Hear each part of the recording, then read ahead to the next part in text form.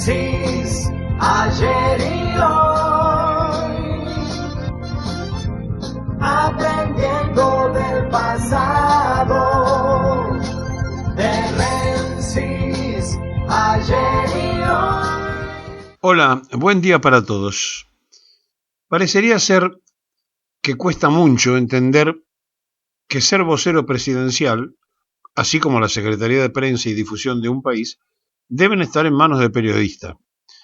Pero no, este es un gobierno de tecnócratas económicos y entonces el presidente es economista, Adorni es economista, el que entró, son contadores públicos, el que entró también es economista y no tienen nada que ver con la forma de comunicarse que tiene que conocer un periodista y que sabe cómo se hace, que debería ejercer la vocería de cualquier presidente de la República, como pasa en la mayoría de los países del mundo.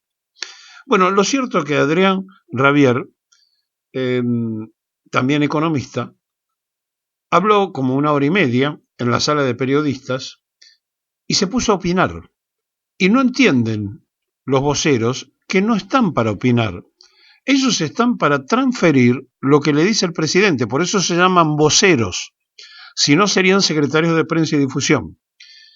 Y se ponen a opinar y como se transforma no en información, sino en opinión, no terminan de darse cuenta que se destiñe el rol por el que fueron nombrados y entonces es muy relativo que a los medios le importe lo que dice el vocero como opinión propia, y sí, fundamental, que transmita lo que piensa el presidente. Para eso se llama, o por eso se llama, vocero.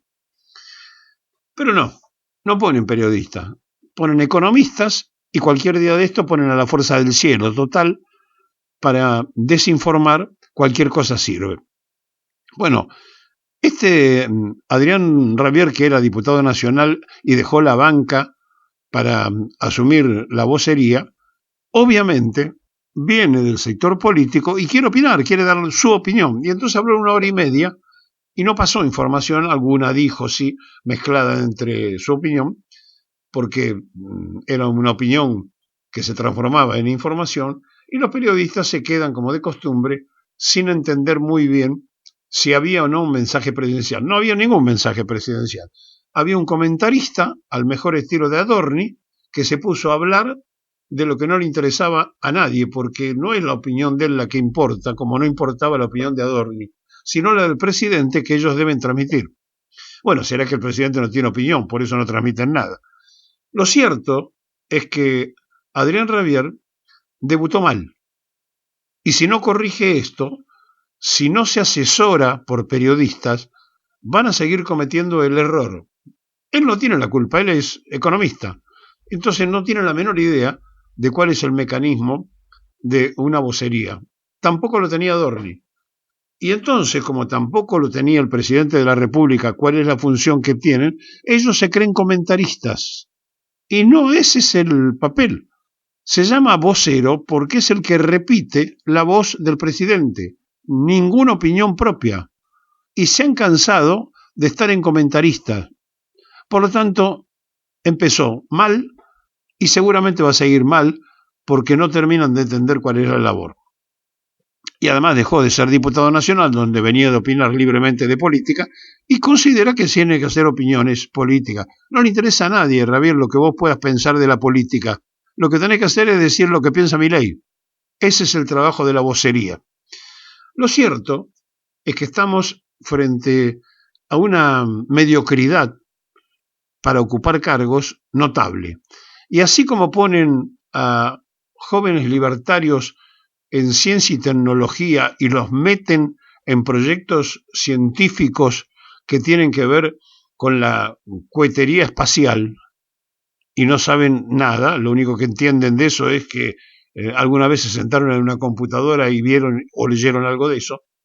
Así como pasa eso en distintos lugares, donde ponen a cualquiera que no sabe de qué se trata, bueno, es lamentable que no pongan a un periodista para ser de vocero presidencial y pongan economistas.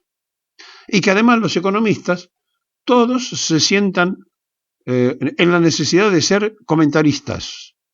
Bueno, empezó mal el vocero. No tiene la menor idea de lo que es hacer la vocería y los periodistas obviamente van a aprovechar preguntándole las veces que pueda, como le preguntaron sobre el caso Adorni, y le van a seguir preguntando sobre cualquier otra cosa, cuando en realidad lo único que deberían estar preguntándole es qué piensa el presidente sobre determinados temas, y él lo único que debería hacer es transferir la opinión del presidente.